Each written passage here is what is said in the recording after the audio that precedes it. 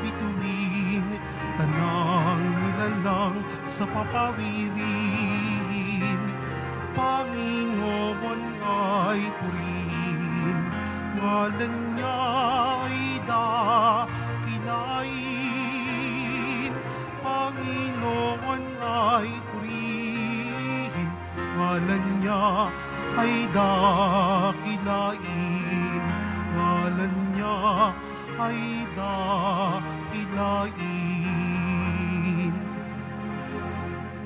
Sa ngalan ng Ama, ng Anak at ng Espiritu Santo.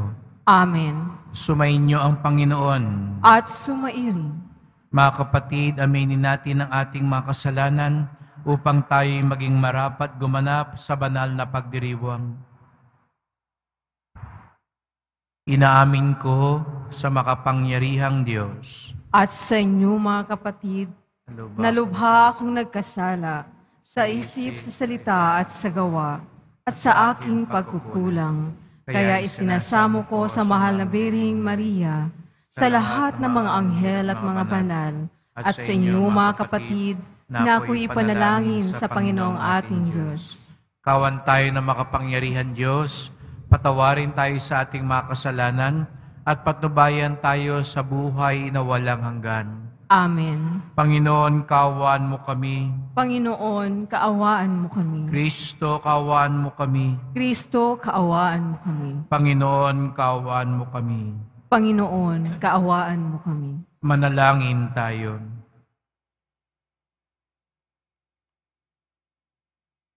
Ama naming makapangyarihan, ang paglingkuran ka ayon sa iyong kasiyahan ay kaloob na iyong ibinibigay sa iyong mga hinirang. Gawin mo ang iyong mga pangako ay aming mapakinabangan ayon sa paraang iyong kinalulugdan. Sa pamamagitan ni Jesucristo, kasama ng Espiritu Santo, magpasawalang hanggan. Amen. Magsiupo po ang lahat. Pagbasa mula sa sulat ni Apostol San Pablo sa mga taga-Roma.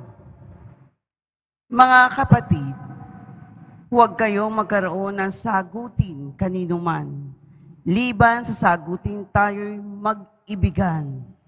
Sapagkat ang umiibig sa kapwa'y nakatutupad sa kautusan. Ang mga utos gaya ng huwag kang mangangalunya, huwag kang papatay, huwag kang magnanakaw, huwag kang mag-iimbot, at ang alinmang utos na tulad ng mga ito ay nabubuo sa ganitong pangungusap. Ibigin mo ang iyong kapwa gaya ng iyong sarili. Ang umiibig ay hindi gumagawa ng masama kanino man, kaya't ang pag-ibig ang kabuuan ng kautusan. Ang salita ng Diyos. Salamat sa Diyos. Ang tao'y tunay na matuwid ay mahabagit, mabait. Ang taong tunay na matuwid ay mahabagit, mabait. Mapalad ang tao na may takot sa Diyos, siyang sumusunod ng buong alindog. Ang kanya'y lipi magiging dakila, pati mga angkan ay pinagpapala. Ang taong tunay na matuwid ay mahabagit, mabait. Ang taong matuwid may bait at habag, kahit sa madilim taglay ay liwanag. Ang magpapautang nagiging mapalad, kung sa hanap buhay siya'y laging tapat. Ang taong tunay na matuwid ay mahabagit, mabait. Mabait na lubha, lalo na sa mahirap, ang pagiging matuwid ay di nagwawakas. Buong karangalan siyang itataas. Ang taong tunay na matuwid ay mahabagit, mabait. Magsitayo na po ang lahat.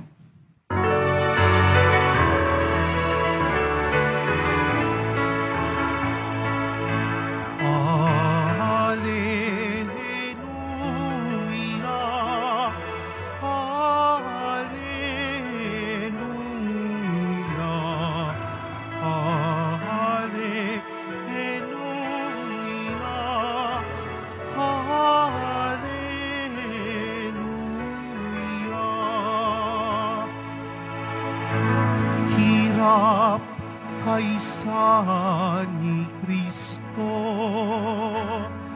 ay kapalarang totoo, kaloob ng Espiritu. Hallelujah, Hallelujah,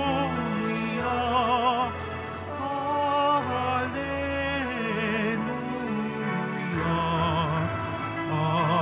Hallelujah.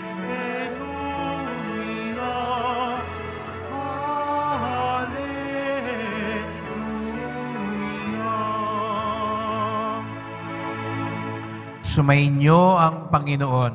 At sumairin Ang pagpapahayag ng mabuting balita ng Panginoon ayon kay San Lucas. papuri sa iyo, Panginoon.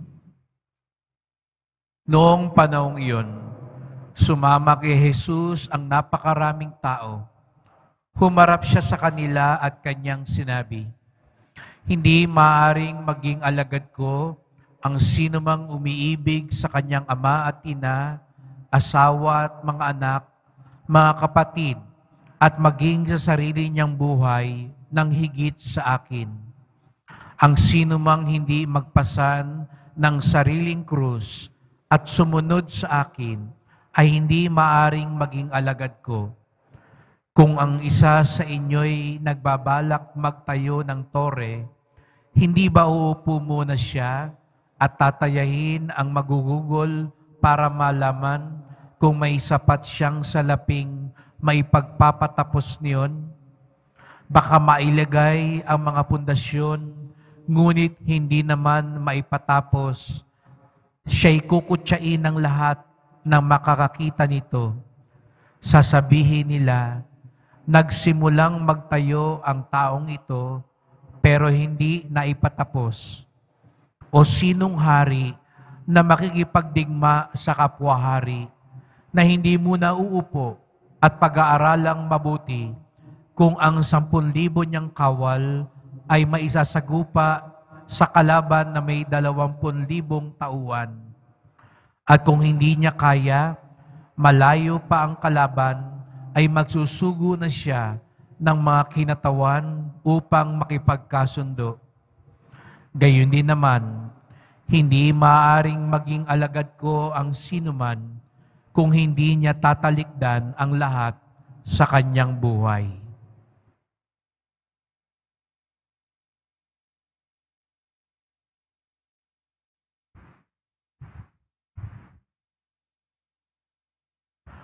Ang mabuting balita ng ating kaligtasan. Pinupuri ka namin, Panginoong Hesukristo. Magsiupo po ang lahat. Magandang umaga po sa inyong lahat at maligayang pagdating sa tahanan ng ating mahal na pong Jesus Nazareno. Binabati din natin ang nasa online, lalo na po mga may sakit, nag-aalaga sa may sakit, at mga kababayan, kadeboto natin mula sa iba't ibang panig ng bansa at daigdig na nais sumama sa misa dito sa Quiapo, sa Basilica Minor at pambansang dambana ni Jesus Nazareno. Sa tagpo sa Ebanghelyo ngayon, napansin siguro ni Jesus Nazareno na parami ng parami ang mga taong nais sumunod sa Kanya.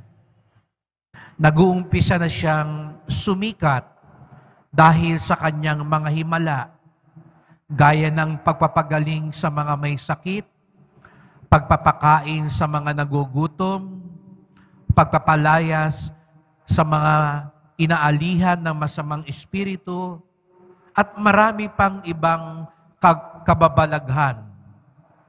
Kung kaya nga't marami na siguro mga tao ang nagkaka-interes sa Kanya.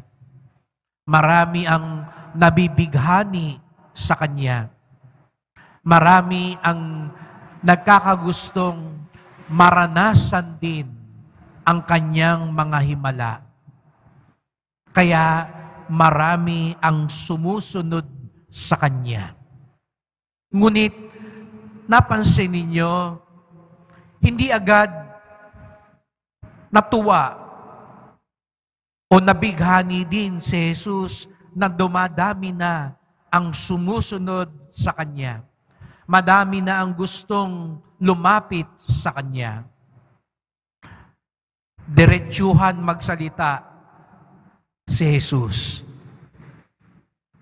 Hindi siya basta lang natutuwa at sabihin, mabuti na lang, dumadami na yung fans ko, madami na yung mga followers ko, madami na ang lumalapit sa akin. Hindi siya nasisilaw sa paramihan ng nagkaka-interes sa Kanya. Kaya nga nilinaw niya sa mga tao na nais sumunod sa Kanya. Hindi maaring maging alagad ko ang sino mang umiibig sa kanyang ama, ina, asawa at anak, kapatid, at maging sa sarili niyang buhay ng higit sa akin. Malinaw na malinaw kay Jesus, ang gustong sumunod sa akin, uunahin ako sa lahat sa buhay. Hindi ako katulad lang ng isa sa mga mahal mo sa buhay.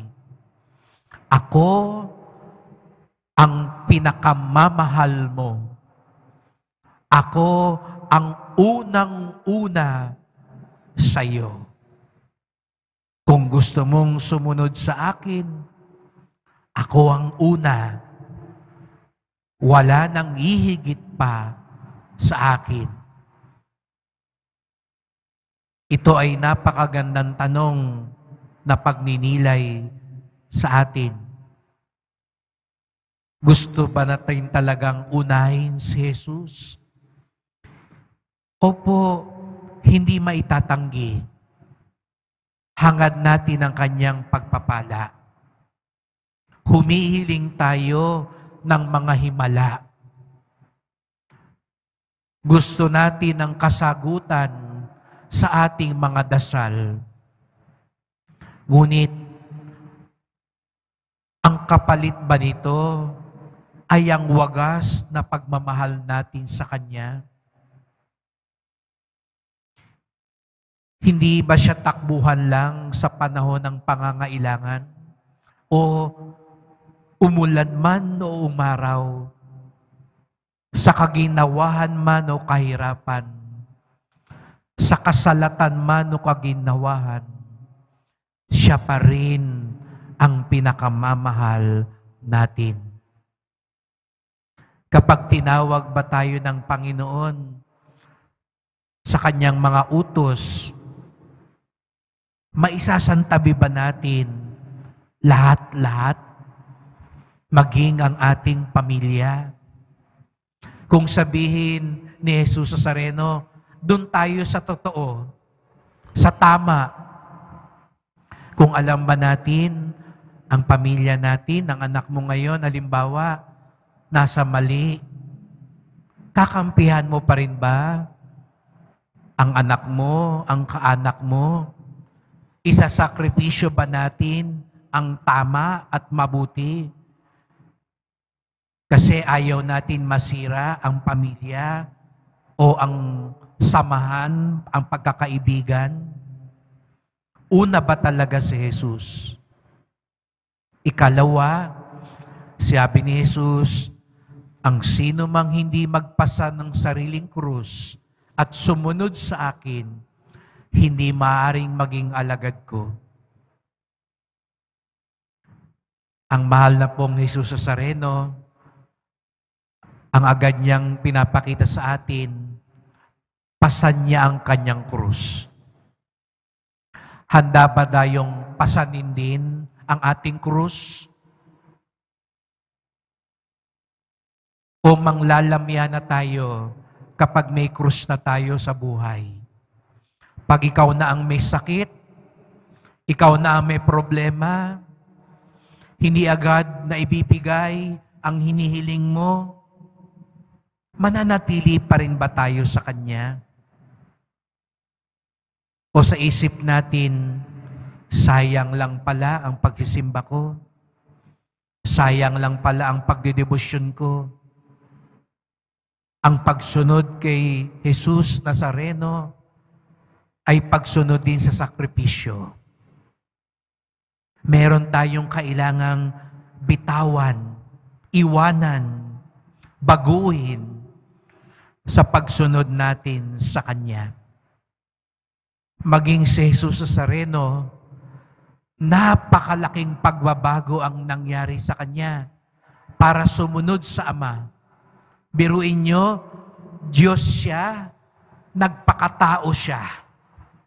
Nasa langit na siya, bumaba pa siya sa lupa. Siya mismo gusto niyang sabihin sa atin, yung hiling ko sa inyo, nagawa ko na. Ako rin nagsakripisyo. Ako rin nagbago.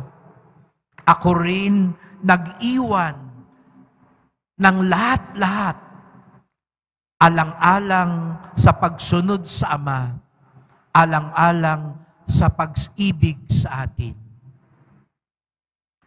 Mga kapatid, kung nais nating sumunod kay Jesus Nazareno, unahin natin siya at handa tayong ialay, bitawan, baguhin ang lahat-lahat sa buhay, alang-alang sa Kanya. Huwag tayong mag-alinlangan at mag-atubili. Huwag tayong matakot sapagkat ang pagsunod kay Jesus Nazareno ang daan sa tunay na kalayaan, sa tunay na pagpapala, sa tunay na kaligtasan. Araw-araw, tinatawag niya tayo, sumunod ka sa akin. Makasagot nawa tayo ng buong buo sa Kanya. Magsitayo na po ang lahat.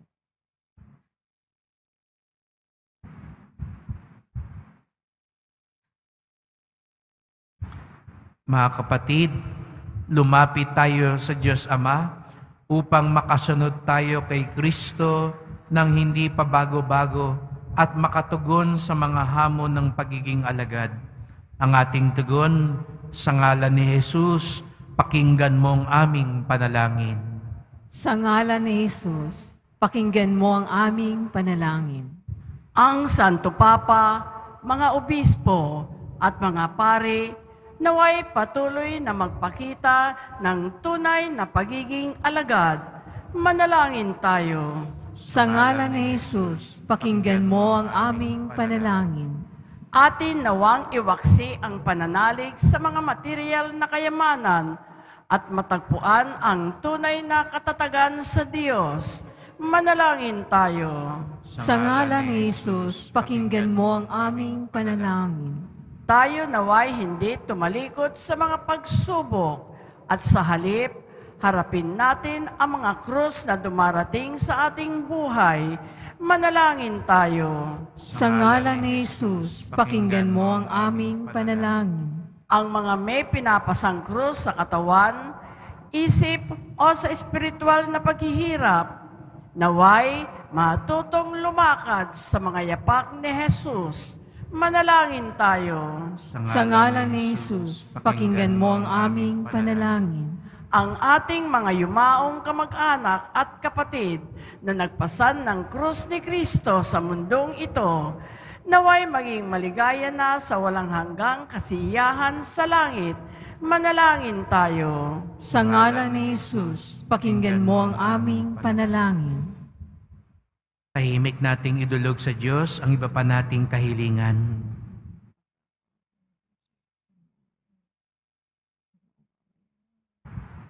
Ama naming Diyos, alam mo ang marami at iba't ibang pangangailangan namin sa buhay na ito. Bigyan mo kami ng tapang upang pasanin ang aming krus at sumunod sa yapak ng iyong anak. Hiling namin ito sa ngalan ni Kristong aming Panginoon. Amen. Magsiupo po ang lahat.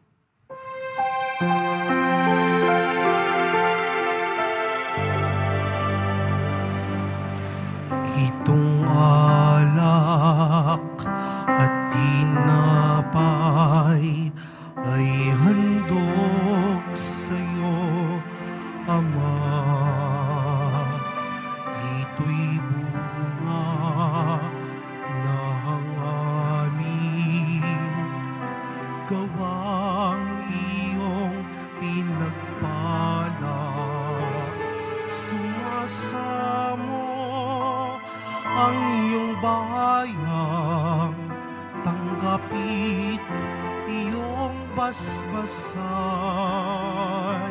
na sa amin maging tunay na katawan dugo ng iyong anak. Magsitayo po ang lahat. Manalangin kayo mga kapatid upang ating paghahain ay kalugdan ng Diyos Amang makapangyarihan. Tanggapin nawa ng Panginoon itong paghahain sa iyong mga kamay, sa kapurihan niya at karangalan, sa ating kapakinabangan, at sa buong sambayanan niyang banal. Ama naming lumikha, ang paghahain naming ito'y maging dalisay nawa at maging banal na pakikinabang namin sa iyong awang dakila sa pamamagitan ni Jesucristo kasama ng Espiritu Santo magpasawalang hanggan. Amen. Sumainyo ang Panginoon. At sumaiyon, Itaas sa Diyos ang inyong puso at diwa. itinaas na namin sa Panginoon. Pasalamatan natin ang Panginoong ating Diyos. Marapat na siya ay pasalamatan. Ama naming makapangyarihan, tunay ngang marapat na ikaw ay aming pasalamatan. Ikinalugod mong likain ang sanlibutan na iyong pinagbabago at idinarangal sa pamamagitan ng iyong anak na kinalulugdan. Kaya't utang na loob ng iyong mga itinatangi at ng mga banal na kapiling mong lagi ang iyong paggiliw at pagkakandili. Kaya kaisa ng mga anghel nagsisiawit ng papuri sa iyo nang walang humpay sa kalangitan, kami nagbubunyi sa iyong kadakilaan. Santo, Santo, Santo, Panginoong Diyos ng mga hukbo, napupuno ang langit at lupa ng kadakilaan mo, usana sa kaitaasan. Pinagpala ang naparirito sa ngalan ng Panginoon, usana sa kaitaasan. Magsilhod po ang lahat. Ama naming banal, ikaw ang bukal ng tanang kabanalan. Kaya sa pamamagitan ng iyong Espiritu, gawin mong banal ang mga kaloob na ito, upang para sa amin maging katawan at dugo ng aming Panginoong Hesukristo. Bago niya pinagtiis ang kusang loob na maging handog, hinawakan niya ang tinapay, pinasalamatan kanya, pinaghati-hati niya iyon, iniabot sa kanyang mga lagad at sinabi, tanggapin ninyong lahat ito't kanin. Ito ang aking katawan na ihahandog para sa inyo.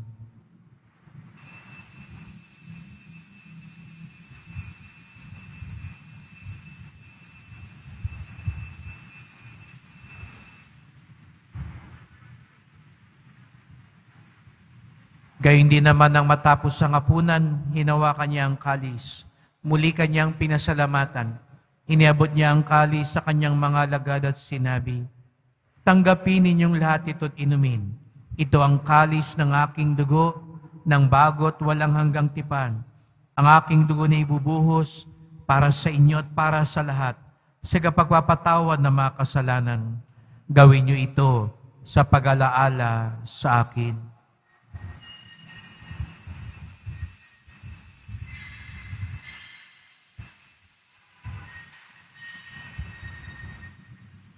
Magsitayo na po ang lahat. Ipagbunyi natin ang misteryo ng pananampalataya. Si Kristo'y namatay, si Kristo'y nabuhay, si Kristo'y babalik sa wakas ng panahon. Ama, ginagawa namin ngayon ang pag-alaala sa pagkamatay at muling pagkabuhay ng iyong anak. Kaya tinalay namin sa iyo ang tinapay nagbibigay buhay at ang kalis nagkakaloob ng kaligtasan.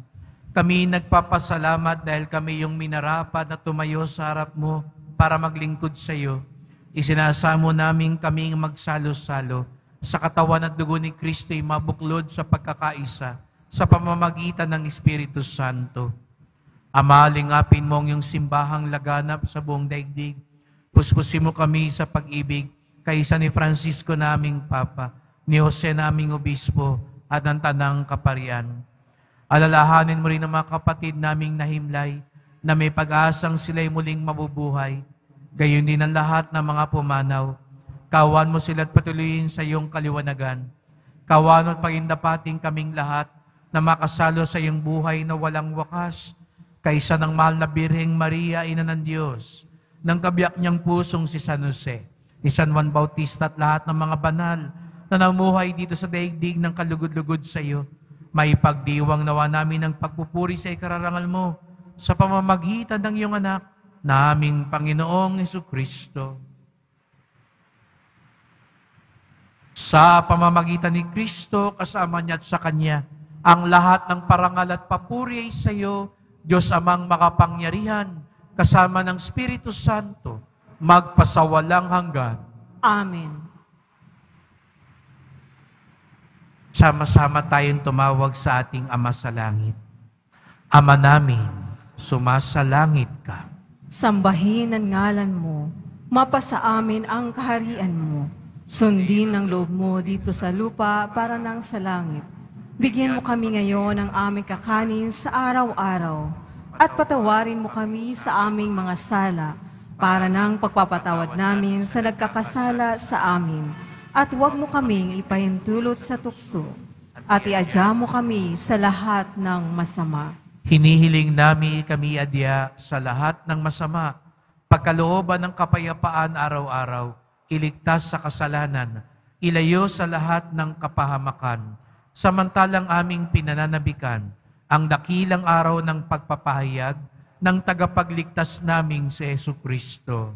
Sapagkat iyo ang kaharian at ang kapangyarihan at ang kapurihan magpakailanman. Amen. O Panginoong Hesukristo, sinabi mo sa iyong mga apostol at ngayon sinasabi mo sa amin, kapayapaan ang iniiwan ko sa inyo, ang aking kapayapaan ay binibigay ko sa inyo. Tunghayan niyo po ang aming pananampalataya, huwag po ang aming mga kasalanan. At pagkalooban mo po kami ng kapayapaan at pagkakaisa, ayon sa iyong kalooban, kasama ng Espiritu Santo, magpasawalang hanggan. Amen. Ang kapayapaan ng Panginoon ay laging sumainyo. At sumairin. Magbigayan tayo ng kapayapaan ni Kristo sa isa't isa.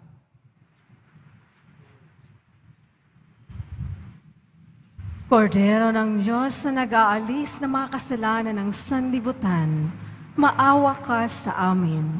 Kordero ng Diyos na nag-aalis ng mga kasalanan ng sanlibutan, maawa ka sa amin. Kordero ng Diyos na nag-aalis ng mga kasalanan ng sanlibutan, ipagkaloob mo sa amin ang kapayapaan. Magsiluhod po ang lahat. Narito ang ating Panginoong Hesukristo, ang tumatawag sa ating sumunod sa Kanya. Ang kordero ng Diyos, nag-aalis ng mga kasalanan ng sanlibutan, mapapalad ang inaanyayahan sa Kanyang piging. Panginoon, hindi ako karapat-dapat na magpatuloy sa iyo, ngunit sa isang salita mo lamang ay gagaling na ako.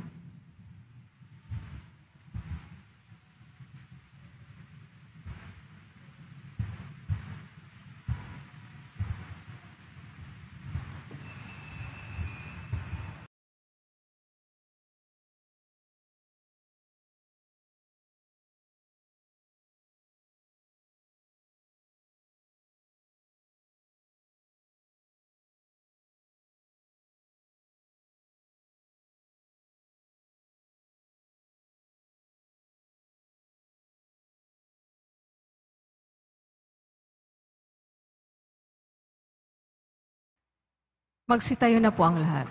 Manalangin tayo. Ama naming mapagmahal, magkaroon nawa ng karagdagang bunga ang iyong ginagampanan sa aming banal na pakikinabang upang sa aming pagsasalo maging handa kaming tumanggap sa katuparan ng pangako mo sa pamamagitan ni Hesukristo kasama ng Espiritu Santo magpasawalang hanggan. Amen. Atin ngayong ipagdarasal ang mga mahal nating yumao, lalong-lalo na yung mga pangalan na ipinagkatiwala dito sa ating simbahan sa Quiapo. Panginoon namin Diyos, Ama namin, Ikaw po ang dahilan ng aming pagsilang. Sa iyo galing ang aming hiram na buhay. Buong kababaang loob po kaming nananalangin at kami nagmamakaawang kalugdan mo po ang mga kaluluwa ng mga pumanaw na sa mundong ito. Sila naway magkamit ng buhay sa iyong piling. Alisin mo ang anumang mga karumihan ng kasalanan upang sila'y maging marapat sa iyong walang hanggang kalinisan. Iahon mo sila sa purgatorio at bigyan ng puwang sa iyong kaharian sa langit. Kapayapaan kailanman ang igawan ng may kapal sa mga yumaong nagsipanaw. Sila naway silayan ng iyong ilaw na walang hanggan. Amen. Mapanatag nawa sila sa kapayapaan. Amen.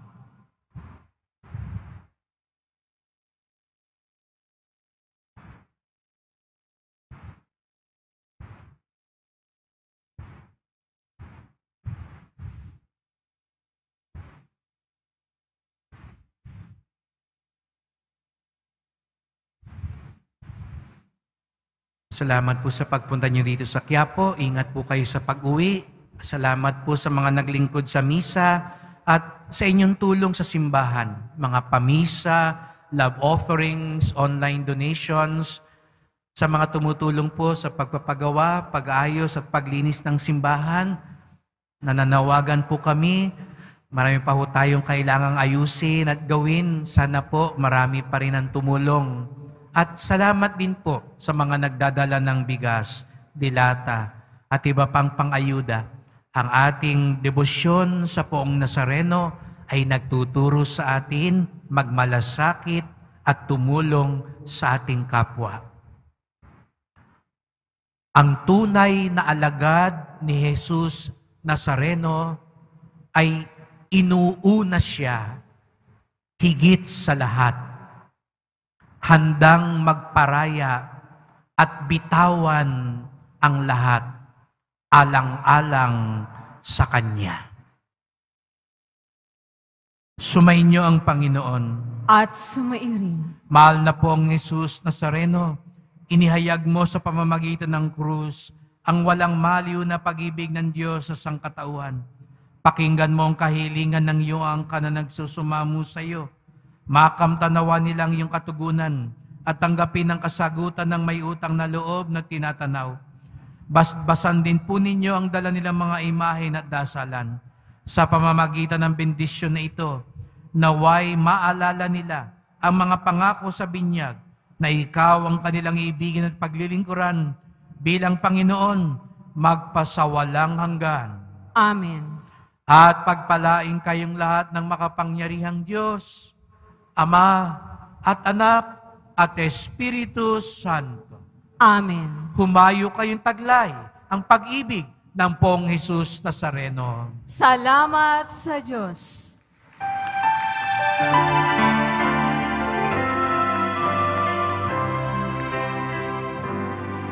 Nuestro Padre Jesus Nazareno, sinasamba ka namin,